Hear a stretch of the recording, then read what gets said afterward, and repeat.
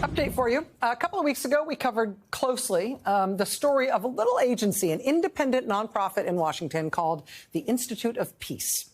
The so-called Doge outfit, run by President Trump's top campaign donor, literally forced their way into this agency in an operation that reportedly involved the FBI, the State Department's Diplomatic Security Service, and a private security firm. Bizarrely, the U.S. Attorney's Office in Washington, D.C. also threatened the leaders of this Institute of Peace, threatened them with criminal investigation and criminal prosecution. They ultimately called in Washington's Metropolitan Police Force, who then physically evicted the staff of the Institute and handed the headquarters over to Elon Musk's so-called Doge team. That is how they got inside. Well, now, new developments. Late Friday night, these people working for Trump's campaign donor, Elon Musk, they tried to fire basically all of the employees of this institute. 200 or 300 people all fired in the wee hours on Friday night. The Washington Post reports that the termination notices that went out late on Friday night were, quote, riddled with mistakes, including misspellings of employees' names, a misspelling of the institute's title, and a misspelling of the month of April. I mean, February maybe, but they can't spell April? And they're in charge of destroying the American government? Can't our cartoonish villains at least be grown-ups? How about May?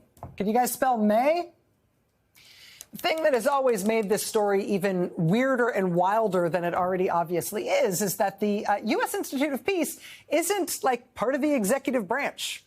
It's an independent nonprofit created by Congress over 40 years ago. It's largely funded by its own private endowment. The people who work there aren't federal government employees. The U.S. Institute of Peace owns its own headquarters and controls the land the building sits on.